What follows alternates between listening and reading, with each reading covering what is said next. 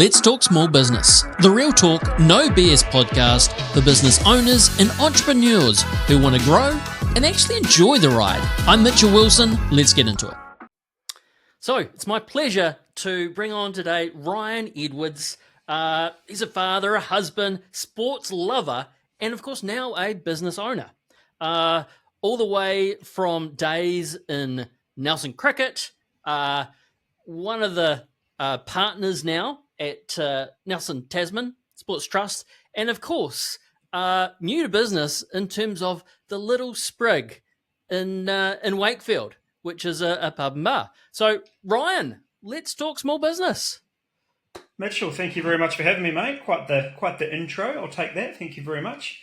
Yeah, really excited to chat business with you. I've seen a few of these on LinkedIn, and I'm really excited to be involved. So, thank you.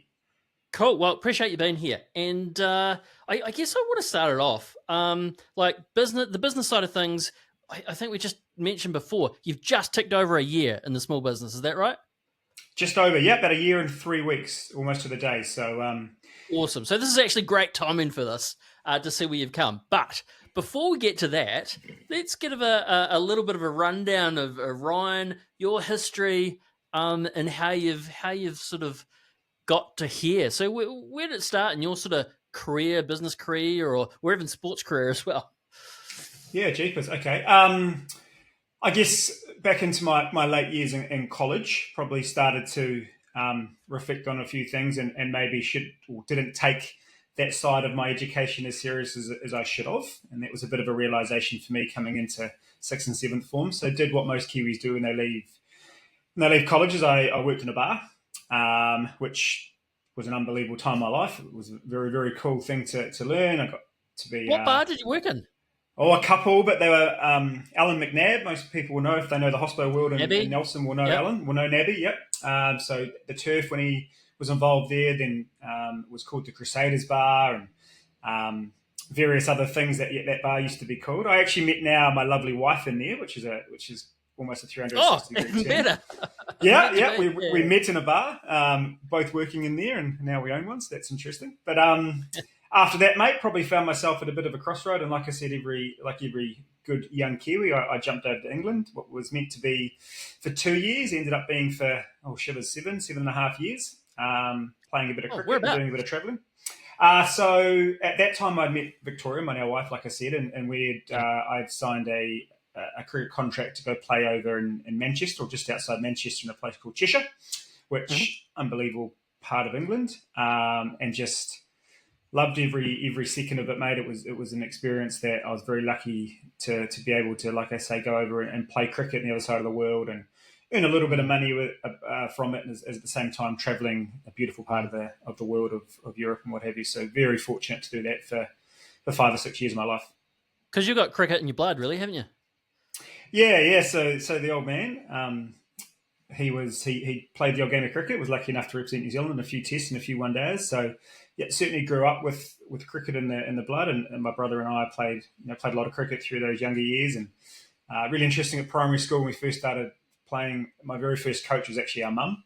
Everyone thinks it would be dad, but it was actually mum. So I think all the boys at Nathan Primary were a little bit disappointed when I told them I turned up and one of my parents was going to be the coach. It was mum. But that was probably my most enjoyable time, actually, as an 8 and 9 and 10-year-old running around with mum coaching. No idea what she was doing.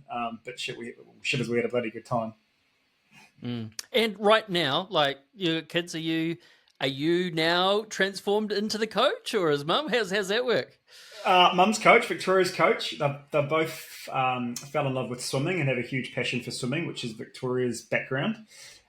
So, most evenings or weekend we're poolside, and it's totally out of my world, mate, swimming. It's a real interesting community, lovely community, but I'm certainly the one cheering rather than trying to offer any technical advice about swimming. And to be fair, if you'd seen me swim, Mitch, you'd be thankful I'm not giving anyone too many pointers. Fair enough. Okay, so we're overseas, we're playing cricket, we're getting paid with your lady, you're having a great time. Mate, I'm ticking boxes all over the world, all over the place. And, so probably for the first 2 or 3 years of that 7 years, it was unbelievable. 21-year-old, just like you said, making a little bit of money in playing cricket, enjoying the things you do when you're of that age. And then, to be fair, Mitch, that kind of next 2 or 3 years become a little bit like normal. England had kind of, the things that you're excited about over there had kind of worn off a little bit, and I was a little bit sick of the weather and the traffic, and the things that you are okay with for the first 2 years because it's all new probably worn off. And then that last 2 years, it's interesting. I couldn't wait to leave New Zealand as a 21-year-old, and I couldn't wait to come back as a 28-year-old. So Victoria and I, we moved back together and started our lives, I guess, in Nelson, which eventually would involve, like you mentioned, my two young girls, which we're very, very grateful to have. And we've developed a really special friendship group and life over here in England, which was hard for Victoria, taking her away from what she'd known and what she'd grown up with, and all her parents and her brothers and what have you. So, but no, mate, like all those things have created where we are now. So, very lucky. Cool. So, does this lead us into Sport Tasman?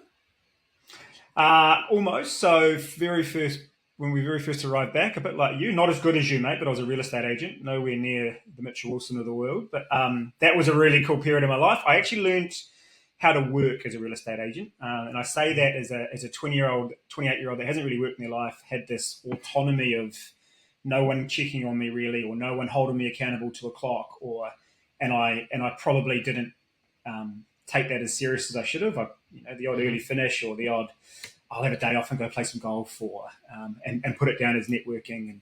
But I learned how to work as a real estate agent, and looking back now, that was a really important part of learning the grind of what it is to cold call and make sales and speak to people and all those things that come with that. And then from there... That's interesting. I want to hold you there because you obviously went in there pretty cold in terms of, like you said, you hadn't had that sort of, I guess, business or hustle background or what you had to do to actually succeed. If you went back into that game today, do you think you'd be different? If you're, 100%. Yeah, 1,000%. And when I got out of real estate, I was in it for almost 18 months, 2 years, and it was a really interesting time for me because, again, as you would know, my phone started to ring with a little bit of repeat business or a little bit of word of mouth. Oh, you sold my grandmother's house. Can you come and give ours an appraisal? So it was almost just started to click in place. But, Victoria was pregnant with our eldest at the time, or our first at the time. So just that inconsistency of the paycheck and stuff just put a little bit too much pressure. But to answer your question, 100%, like if I went back, which I've thought about a couple of times, if I went back now, I would certainly approach, the grind a lot different than I did the first time around. Yeah, good. Okay, so you're having a family. Yeah. Now is that Sports Tasman coming up, is it? That's a life changer, isn't it? I tell you. Well, yeah. You can no longer just go play golf whenever you want and worry about yourself but shivers. Like, what can you say about you when you become a dad for the first time? It just changes your whole perspective on life, and all the things that you thought were important just go completely out the window, and it just changes your whole approach to everything. And I know that sounds really, really cheesy and really full on, but if you're not going to change as a person when you become a dad, I don't think you ever will. And the best job I've ever had in my life, right? It's the most challenging, the most expensive. I'll agree with you on that one. but it's cool. I love every second of it. So both girls, they keep me extremely honest. The oldest one is a rule follower and a young girl or young lady that just wants the best in the world for everyone. And the youngest she's a go-getter, mate. And I'm not sure if I'm saving for a lawyer's degree or saving for a lawyer. It's loose, but one of them, I'm sure one of them will come into fruition. She'll either run the world or ruin the world. Yeah, 100%. Oh, really cool, really cool. Okay, so you've started off at Sport Tasman, and of course, you've got the background in sport, you love it. Is that what attracted you to that sort of role in industry, I guess? Yeah, so originally worked for Nelson Cricket, which was probably what I thought at the time my best job in the world. I was coaching coaches to, they call it coach development, to be better coaches in the world around communication and how we get the best out of our young people and our players. And I probably fell into that a little bit. That was 6 or 7 years ago when there was a bit of a focus come on helping coaches rather than necessarily just putting all our efforts into players. So typical, the opportunity to help more young people by helping coaches. If you're affecting and improving 10 coaches, that'll effectively improve 200 kids. So that was a real cool thing for me. And then the big world hit COVID, and which just kind of threw everything into a spin. And I don't want to get into that too much, but then lucky enough found myself at Sport Tasman, which was into a role around active recreation, actually, which was kind of the opposite to sport, for lack of better wording. So it wasn't organised team sport. It was more, how do we get our young people just being active? Whether that's going for a walk, them moving. Whether that's get them moving, physical activity as a whole, rather than putting sport or recreation into a box. It's just, how do we get them moving? How do we get them active? And that was unreal, mate. It was a really, really cool period of 2 years of starting up a pilot with Sport New Zealand around active recreation. There was us in Hawke's Bay around how we get our young people, and in particular those that they find life a bit challenging for whatever reason. 9 times out of 10 it's not their own fault. So to be able to give those young people the opportunity to be active and feel the benefits, both mentally and physically, of moving every day and breaking down barriers, whether it be cost, transport, whatever that may be, the knowledge of how to do it. It was hard to believe I got paid to turn up to work every day. Well, actually, when I heard you were there so many years ago, I'm like, oh, that'd be perfect. Like the right person for the right time. And this has just come to me right now. Correct me if I'm wrong, but were you on like a McDonald's commercial for Lotto commercial? Lotto. There we go. Yeah. Actually, it's really interesting you say that, because I knew it was happening, but it was filmed probably 6 months before it came on air. And the first time they played it was in the middle of an All Blacks test. It was a half-time of an All Blacks test. And I was in a bar having a few beers with a few mates, and all of a sudden on this massive screen, there's my ugly mug trying to stand on a paddleboard. And of course, a surprise to you and everyone else, I guess. Yeah, 100%, mate, 100%. And we were probably 1 or 2 beers too many into the conversation. And of course, the banter didn't stop, and it was an interesting way to first watch yourself on TV, I guess. But pretty cool though. I love it. Okay, so you've got a family, you got a pretty great life. You're in sort of doing things that you love, I guess, around sport, which can be a bit of a passion. Why go get into business? What was the driver? Oh, mate, like you said, it's just over a year, and I still probably can't answer that question. It kind of fell in my lap a little bit, Mitch, to be honest.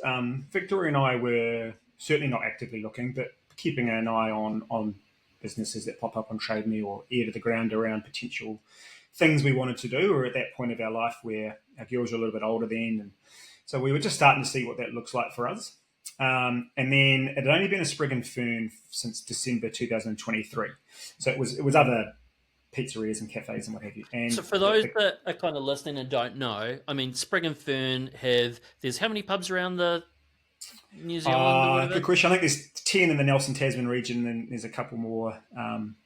One in Wellington, I think one in Christchurch. So yeah, so 12, it's a good classic pub with a nice brand behind it, isn't it? Yeah, and so beers. Yeah, so really lucky we're backed by the brand, which has, like you said, has a really good name for it. And Tracy Bennett, the brand owner, is a fantastic businesswoman. She knows what she's doing. First and foremost, she makes a fantastic beer, which is really cool. But we're really lucky that, I guess, wherever you walk into a Sprig and Fern, you pretty much know what you're going to get. Yeah, there's some uniqueness to each Sprig and Fern, like you'd hope, but you're generally going to get a really good, welcoming environment, good beer, good food. So, which is partly why, when the opportunity around that conversation came up, we were really excited about that. So the previous owners asked me to run the quiz. And again, for those that know the Sprig and Fern, we're all known for our quizzes. They're pretty cool. And I said, absolutely. I'd run a few quizzes for local schools and bits and pieces, and that's one thing I love doing. And then the very first quiz night we did, the place was packed. It was pumping. I think we'd raised $1,000 for a local charity on the night. It was a Tuesday night. And I was just like, holy heck, like this. And you'll probably hear me say this a lot coming up, but this is more than just a tavern and a bar. This is a community, and it's a place that is the heartbeat of the community. And it's only been open for a Sprig and Fern for 3 months. So it'd only been 3 months, and I almost jokingly said to the new owners, if you ever think about selling, we ever want to sell, just give us a bell. And it was just a passing comment, because I'd off the back of raising $1,000 for a community, I was pumping. It was such a cool night. The place was awesome. and then over a couple of conversations, mate, we ended up putting an offer in front of them, which they accepted, and here we are now. Do you know what? Obviously, it's all private, but did you have an idea of why they were moving on? Had their situation changed, or? I'm not 100% sure. I think, speaking to them after, I think they knew the village of Wakefield needed something like a Sprig and Fern. Yep. And I don't want to go too much into their past life, but they've been involved in a few other Sprig and Ferns around fit outs and what have you. So probably knew what it involved, all the bits and pieces involved. So that side of it was, I shouldn't say easy for them, nothing's easy for them, but they knew what that process looked like. And then, I don't think they were ever going to hold on to it forever. They wanted somebody that was really passionate about it and to drive it forward and to keep growing what they had started or opened effectively into something that hopefully we're doing now. So I think it was just a bit of a right place, right time. Two couples that wanted the same thing for the community, and we were lucky enough that we were the one that ended up walking away with it. So I'm interested. Did you come home with the idea to going, hey Vicky, let's buy a pub, or how did that conversation go? So Victoria knows that I'm one that I come up with these ideas, and I love an idea. And I come home and I said to her, I've got another one. I think we should buy the Sprig and Fern. She was like, oh, okay, yep, of course we will, darling, no problem. And then, of course, normally by the end of the week, I've moved on to another idea. I think we should buy a supermarket. But this one didn't kind of leave the table. I keep bringing it up, and she probably realised after a fortnight or so that, Ryan's reasonably serious about this. And I've done a little bit of due diligence around what it looked like, and done a bit more investigation and stuff. And then Victoria probably become a little bit more interested in the conversation, for lack of better wording. And then, I think it's safe to say, and Victoria won't mind me saying this, I'm the go-getter and risk-taker in our life. She's the risk-adverse one. So it certainly took her a little bit longer to get her head around the process. But one thing that I'm really lucky, Victoria backs me with everything I've done, mate. So, really lucky. Awesome. Okay. Before you purchased it, you'd had a pub quiz in there and you loved it. It was perfect atmosphere and great opening. Did you did you go back and just sort of sit in there and have a few beers and just sort of suck all the vibe in before you made that decision? Mate, it's really funny you say this. After the news came out that we'd bought it, it probably answered a few people's queries of why I was in there so often. I think there might have been a few people a little bit worried about my life choices at times, because we did exactly that. Obviously, we'd go in on a Friday and Saturday and Sunday. That's nice and easy, and the place was busy and it looked great and it felt great, especially in summer.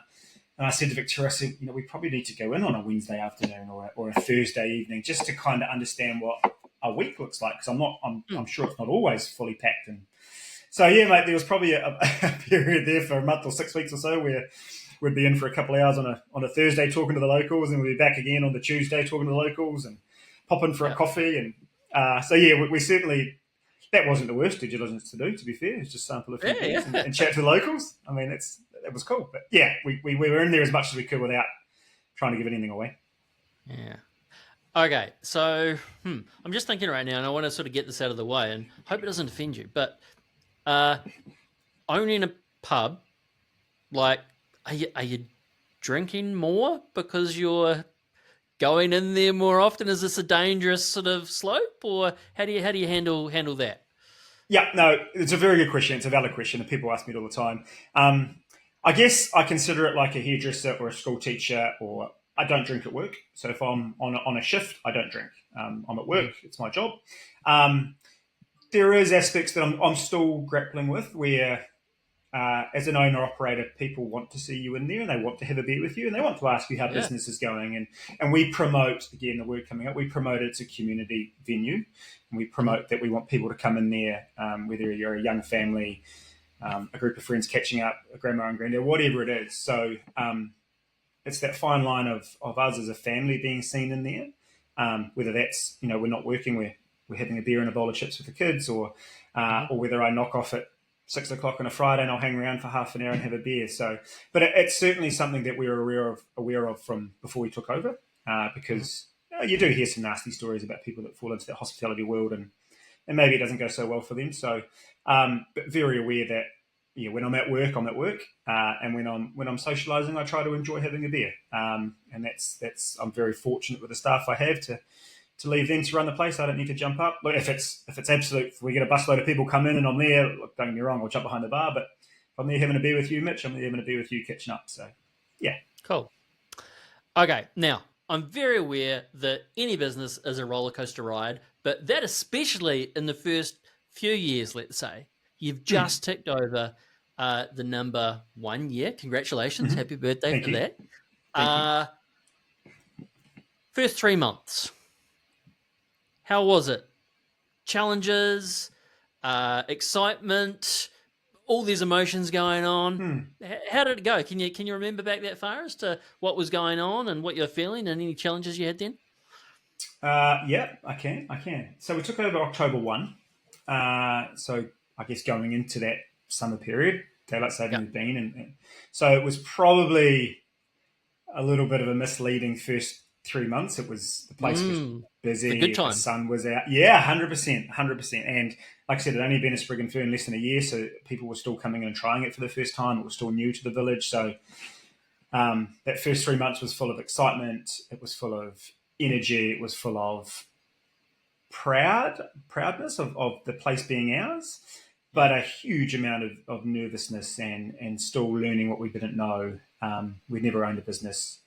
I'd done roles that had involved managing staff and handing budgets and what have you, but very different when it's not your own or is your own. So there was a roller coaster of emotions. But on a Friday night when the place is absolutely rammed, it's so cool. The sun's out and everyone's having a really good time.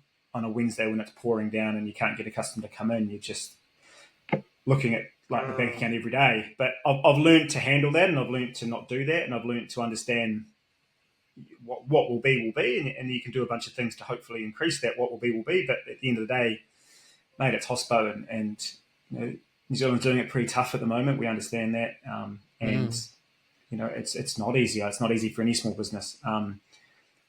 But I think if you can just remember why you did it, for us it's community, for us it's opening a space where people can come and connect and chat and feel welcome. The other things will almost take care of themselves. If you can create an environment where people want to come, they generally will. And it may only be for one beer or one bowl of chips, and that's cool. It might be for a Coke, whatever, that's cool. But if I walk in, there's people laughing and giggling and connecting, mate, the bank account will take care of itself, hopefully. Were there things that you were like, you went into that and you like weren't aware? I know you'd worked in a bar before in your younger days, but now taking over the business, can you think of any things that you're like, oh, I didn't know we had to do that, or it was like, oh, this is new, or I wasn't prepared for how much time this particular thing took? Yeah, lots of stuff, in particular around like getting our alcohol and food licenses through the council. That's not I shouldn't say it's not an easy process. It's a timely process. It's an extremely important process and one we take very serious, but it's certainly not one that you can do in an afternoon. So that side of it was challenging. Stock on hand and your offerings that you do are really interesting, because I thought the more that we could offer, and particularly around our food menu, the more that we could offer, the better.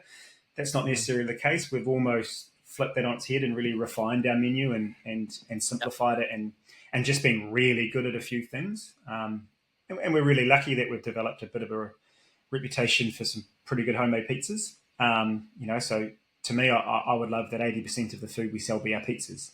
And I think, without dropping another business here, and I hope they don't mind me saying this, the Wakefield Baker is an absolute prime example. There's 100 places that sell pies in Nelson, but there'll be people that'll drive 20 minutes, half an hour, 40 minutes to get a Wakefield pizza. Specifically to get a pie. Yeah. I will look, when I'm driving past to Christchurch or something, I'll stop and get a pie.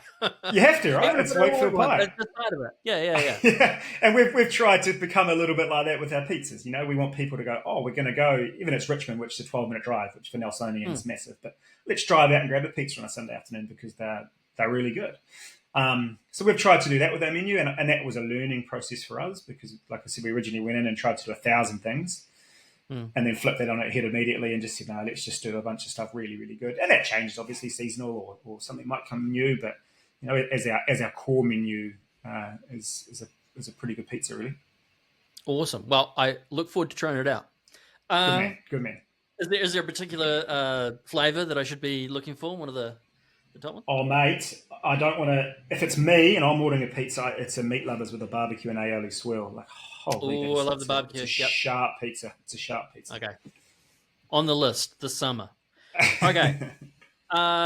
Next up, let's talk a little bit of staffing, because when it comes to hospo business, especially, staffing is so important. It's one of those things that you need to manage. When you purchased the business, did staff come with it, or did you have to start from ground zero? How did that look? No, we kept all the staff that they had on the books at the time, and I want to make it really clear for a start, we're extremely lucky with the quality of staff that we have, not just for the way they operate and the level of customer service they deliver, but they're so passionate and caring about our business, which is really important for Victoria and I. We're not a business of 25 to 50 staff. We're 3 or 4 permanents that genuinely care about our business, and I'll talk about a couple of that in a minute. But so we retained all our staff. Look, their hours looked a little bit different, and we were very open with them when that happened. Which lucky for us, they didn't go anywhere, and they took that on and knew that was a part of a new owner. But they're very experienced. They've been around the Wakefield community for a while. They know almost everyone here. They understand where Victoria and I are trying to take the business. Again, it's not just about selling as many beers and pizzas as we can. It's around creating that environment for our community and giving back to our community. So they get that. They buy into that. They probably do a better job than I do. So we're really lucky. Cool. Now, you're a little bit like me in terms of losing your hair. I'm not sure whether that's been from the small business or not. But if you're being honest, have there been times when you've questioned your decisions and gone, oh, beep, why did I do this? Has there ever been those single moments, single nights? There's been thoughts that last momentarily. There's certainly nothing that I dwell on for hours on end or days on end. There's a couple where winter's not easy anywhere, right? And we've had a couple of weather events in Wakefield over the course of the last 6 months. We were actually in England when they both happened, which just added a huge extra stress to an already really stressful situation. And but again, Mitch, you go back to the learnings, and that's just about forward planning, right? Because it's not all roses at the end of January and February when the account looks fantastic and you think, I'll go and upgrade this, or I'll go and put a new whatever that may be in. It's about knowing that June, July, and August are going to be tough months, and let's just put that there and wait and see what that looks like. And that's all part of the learning. But to answer your original question, of course there has. I'd be lying if I said there wasn't. But I'm one of those people that try to go back to why have we got involved? What are we doing? Are we actually achieving what we wanted to? And the answer to that's always yes. And like I said, I try not. I think the only time that you'll ever question it is if it's putting yourself under a huge amount of stress and making home life uncomfortable, or the finances are really, really challenging. And I appreciate for some small businesses out there, both of them happen, and it's not a very nice thing. But we're lucky that we're not that at the moment. So I love the hustle. I love the hustle to it. And you know what I really love listening to you is you've brought up this word a couple of times, which is learnings. And you just take all the challenges or, stuff ups as lessons. And having that outlook is really, really powerful in my eyes. Yeah, and it's probably easier to do that after the fact and not in the middle of it. Oh, this is another learning that's hard to do right then and there, right? It's fight or flight. I probably wasn't very good at that in previous roles I've had. It's just sitting down and breaking down the last week or month and just like what went well, what didn't go well, why did that not go well, and just taking the time to work on the business instead of in the business. I wasn't very good at that for the first 6 months because we had to hit the ground running. We'd taken on this loan and we'd made some risks. I'd gone down to part-time, and there was a bunch of things that were a risk. It's probably, if you ask any sensible person, it's probably not a good time to buy a hospo venture. But that's what that's when you find out who you are, is you work really hard. So I try to do that weekly now. At the end of every Sunday or Monday, when I sit down with a cup of coffee, is right. What went well this week? What didn't go well? Is there anything I've got to change? And it only needs to be 2 or 3 minutes, and I just write a couple of little wee bullet points on my phone. And so when I do find myself into that really fight stage again, I get the phone out and go, I've been here before. I'm okay. Let's breathe. Why did it not work? Is there anything I can fix immediately? Is there anything is any fire I can put out right now to make it better? If not, hey, that's cool. I'll come back to it. And that's, again, that we're learning. I'm still learning how to do that better each day. But like I said, I love the hustle and the bustle and the fight to it. I guess that's my sporting competitive nature coming out a little bit as well. Hey, and look, I love treating business as sport as well. Like, it's a game, and I want to win. 100%, right? And I think if business was easy, if small business was easy, A, everyone would be doing it, and B, it's boring. Like, if I'm making millions a week pouring pints, that's boring, man. Go find me something that I can actually sink my teeth into and keep me getting out of bed every day. Don't get me wrong, I'd love a week where I made $1 million from pouring beers, but after that, it'll get boring. Talking about challenges, can we talk about dancing? If we're talking about challenges, we definitely need to talk about dancing. Absolutely. So when we bring in the word dancing, people have seen on TV Dancing with the Stars. So if they think about that, Dancing with a Cause, really big in the region, where some, the celebrities of the region come in and try their hand at dancing. So you got into this. What year were you competing? 2023. 2023. Okay, yeah. So this was before the business? Yeah, well and truly before the business, yeah. Tell us all about it. How'd you get into it? The journey throughout it. Had you ever danced before? And of course, I'm sure there's people out there dying to hear what the outcome was. Had I ever danced before? Not sober. And only at a wedding. Everyone thinks they're a great dancer at a wedding or post midnight. So did I. So my wife at Victoria had been to the previous Dancing for a Cause as a spectator, and just, I guess, fell into love what the whole Dancing for a Cause is. It's about fundraising a huge amount of money for the Nelson Tasman Hospice, and again, going back to hating my life not being boring, she knew that'd be something I'd love, so she put me forward without me knowing. And then, because they're every 2 years, so she put me forward almost the day after the previous Dancing for a Cause. So about a year later, I get an email from Emma Silk Fringe saying, "Hey, do you want to catch up for a coffee?" And I was like, "Okay, this is weird." And said to Victoria, I said, "Oh, Emma wants to go for a coffee." She's like, "Oh, probably need to update you on that." And I was like, "Okay." And then, mate, I said yes. I was with Ben Douglas at the time. Ben was a contestant as well. We were having a coffee with Emma at the time. We both said yes. And then that started what potentially was the most unbelievable thing I ever experienced. Like, I just thought it was about the dancing. I thought it would be about the 2.5 minutes dancing in front of 3,000 people at the Trafalgar Centre. The dancing is 10% of what you actually go through, about fundraising for an incredible organisation, learning more about what the hospice does. Again, it's a community. That really started my passion for helping non-for-profits and helping charitable trusts and whatever that may be, because we go back to running a small business is hard. It is. But running a hospice where the shortfall was $4 million a year for the incredible good they do for people at their most vulnerable time, mate, if it means I have to dance for 2.5 minutes in front of a group of people, shivers, I do it every day. Like, unbelievable experience to be part of.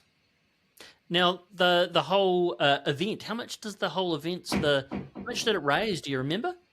The whole event, I think, for us was about 450,000. Nice. Which is well just shy of $500,000. My understanding is one that's just been, I should know this because I was there on the night.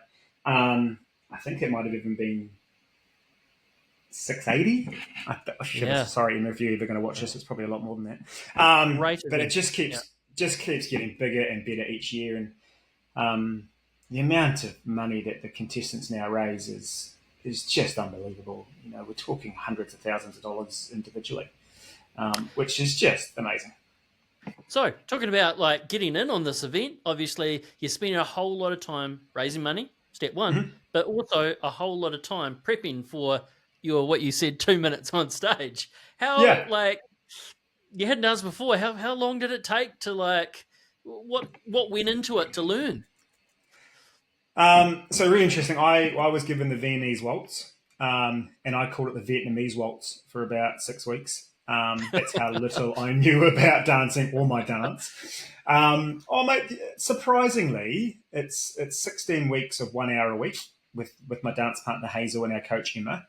A little bit more closer to the time when you've got some dress rehearsals and some fine tuning, but I was surprised how amazingly talented Emma and Hazel are to turn me, an absolute novice, less than a novice, into being able to dance okay in 16, 18, 20 hours. It was unreal. Like I've coached cricketers that take 16, 18 years and they're still not any good. And she turned me into an okay dancer after 18, 20 odd hours. Lovely. And what about the whole? Do you have to wear makeup or what's going into that dancing? I have no idea. Yeah. Yeah. So I still really interesting. So when I did the spray tan. I thought if I'm in this, I'm going to do it properly. All the girls get spray tans and do their hair, and so I thought, no, I'm going to go get a spray tan. I got absolutely the mick taken out of me about spray tan. I think I look quite good, to be fair. But this year, Good, I good. note that all the 5 male contestants got spray tans. So that was interesting. Maybe a little trendsetter, exactly. Yeah. Yeah, mate, there's the full kit out from Taylor's Menswear around your clothes. You have to dance in these weird dance shoes, I think, for lack of better wording. I don't mean that in disrespectful to none that knows them. But then you got your spray tan, there's a little bit of makeup, and then you're under the lights and of the sold out Ferguson. It's epic. It's really cool. And how'd you do on the night? Mate, lucky enough to be the first male winner. So there were two previous Dancing for a Cause that were taken out by 2 females. Interesting, Abby Cook, who I know many will know on this podcast, won it 2 years ago than I did with the same dance. So it was cool. Cool to be the first male winner. But more importantly, I was just really glad I danced well on the night because Hazel and I had probably done the dance 1,500 times maybe, so I didn't want the worst one to be the one that was, most important, and it wasn't. So, yeah, lucky. Hey, well, congratulations for not only obviously the dancing itself, but bringing awareness and raising money for the hospice, and close to my heart as well. My dad was there, and it can be a great place. So all the support that we can get is amazing. 100%. Yeah. Okay, so coming back now to the Little Sprig. Yep. What's the future look like for you in your mind? Like, is it just same old now, or are you working on sort of marketing and growing it, or is it just going to go naturally? What are your sort of ideas and plans? Yeah, really, really good question, Mitch. Because when we did our due diligence around buying it, we certainly didn't buy it for the first probably 2 years. We bought it for what hopefully Wakefield will look like in 3, 5, 7 years' time. We may not be owning it by then, but what Wakefield potentially will look like. The predicted house growth or house building out here is quite large over the next 5 years. The school had just turned into a full primary school and it now caters for year 7 and 8. There's a new community centre hopefully being built in the next 3 years. There's a lot of good things happening out here. So to answer your question, I hope we evolve with the community and we keep offering what the community needs. I think if you ask me what my perfect day looks like, I think if I walked into the tavern and I had a group of 3 people catching up for a beer because they haven't seen each other for 2 years on one corner, and a family of 4 with mum and dad having a drink and the kids sharing a pizza, doing some colouring in on that one, and a couple of tradies enjoying a cold beer after a hard day in that corner, and in this corner is a mum and daughter sitting down and just connecting. And that to me is a perfect tavern. That's creating an environment for all. So I think that's where I want to take it, is ensuring that we're moving with the community and moving with Wakefield. That's changing and evolving really quickly. And yeah, of course we'll do the marketing thing. And I was really lucky. I know Todd Starr really well. He's created Digital Ryan for me, which which I love. It's just something that makes marketing fun for me, and I can have fun with that. And So but I think just talk about Digital Ryan for a second. What's Digital Ryan? yeah. So I sat down with Todd, who's holy heck is he a clever, very very sharp bloke, and I said, I find myself too busy to write marketing, but I know it's such an important part of my business. I have to grow it and I have to be seen. I get it, but it almost gets to another day and I forgot to do a Facebook post or I forgot to do this. And he said, well, let's create Digital Ryan to do it for you. I said, yeah, but I still have to do it. He said, yeah, but you get Digital Ryan to do it. Then you're not doing it. He is. And I said, well, what do you mean? And he made this AI cartoon character of me, and I just fell in love with it. And all of a sudden, it just became fun. What could I do? What could Digital Ryan be doing this week? How can I promote him? And it was almost like I was living behind this person. So if it didn't work and someone said that was a rubbish post, I'd go, yeah, Digital Ryan's there. Yeah, I'll have a word for him. It's kind of like Mr. Foursquare Man. 100%. It's exactly like that. You can hide behind someone like that. So that was really cool, actually. And I think for me, it's just keeping up as much as we can with what's happening in front of us. An old sporting analogy: play what's in front of you. And I'm trying to do that every day when I see something happening in the village. If it's supporting the school gala that's coming up in a week, yeah, cool. How can I help? What do I have to do there? We've been involved with a football club for this year, which has been awesome. And again, that's not necessarily awesome because turnover gone up. It's just because we've connected with another part of the community that we wouldn't have. And I get to see football results and I get kids coming in and saying, oh, he's my player of the day voucher. Can I have my small chips? And I'm like, absolutely, you can. Every opportunity I can to play what's in front of me, that's what the future looks like. So I guess it's not quite like it here in New Zealand, but over in the UK, it's you just go to the pub to meet your friends. That's like, you don't meet in your own homes, do you? You just go to the pub. Correct. Where in New Zealand, I think as houses are getting smaller and all the rest, I think there'll be a trend towards that living room being the local pub, like Little Sprig.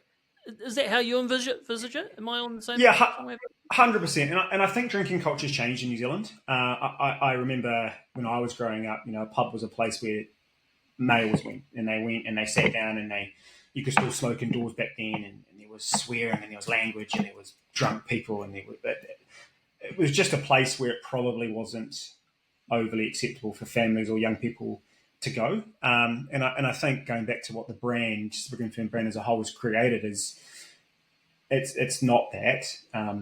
It's a place where you can go in and have a couple of beers, but enjoy the environment as well.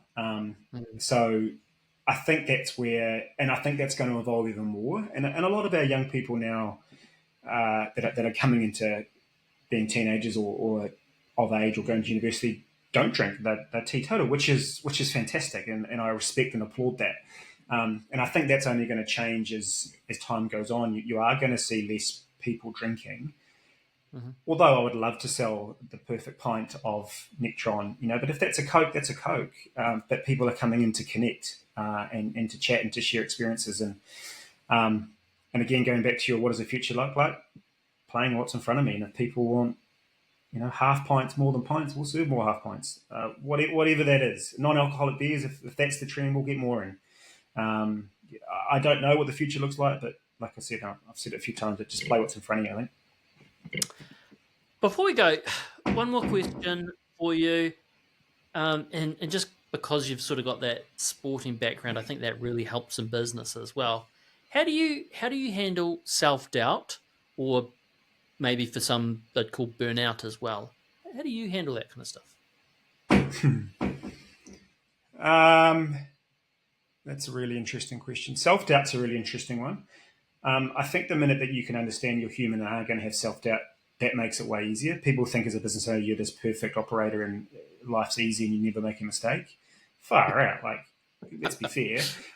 People say leave your emotions at the door when you go into work. And I get that, and in an ideal way everyone does, but we're all human, right? We can all wake up in the morning and get a phone call that's not the world's best news, or something's happened, and that's what makes us as people thrive. You have to acknowledge self-doubt, and you have to acknowledge the challenging times and not pretend to hide it, because eventually if you hide it and you push it to the back, it will crack and it'll come down much worse than it will be if you deal with a little wee itchy foot you've got now. So I think acknowledge the self-doubt and understand that it's going to be there. But again, that little wee note section I have on my phone of just recognizing that, I've been to this little movie before and I've got through it. I'll get through this one.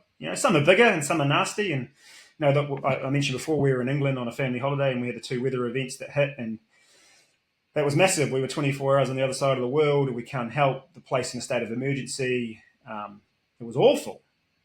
We got through it. We were okay. The place opened again. Things have dried out, and we were okay. So there are some people in the village that have been hurt really bad by that and are still suffering, which I acknowledge. But we will get through things eventually. Cool. So my final question to you, Ryan, is how do you define success now, and has that changed over time? Yep, definitely. I think success for me was always trying to achieve that next thing, whether it was a job promotion or, that next shiny thing, or that was something that, now looking back stupid, was something that I judged how successful I was going. And I mentioned earlier that, having a child changed that instantly.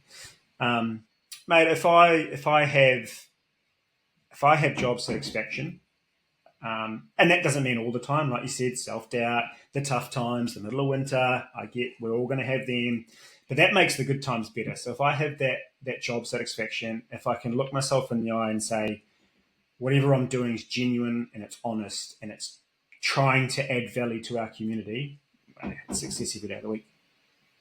Love it. Hey, the Little Sprig in Wakefield, Nelson, I heard best pizzas in town. Mate, whoever told you that's bang on. Hey, listen, this has been Let's Talk Small Business. Really love the time, and I look forward to catching up over a beer and a pizza. Thanks for having me, Mitch. Bloody good. Appreciate it. Let's Talk Small Business. I appreciate you tuning in. If you got value, hit subscribe, like, or drop a comment. It spreads the word and might just help another legend get their breakthrough.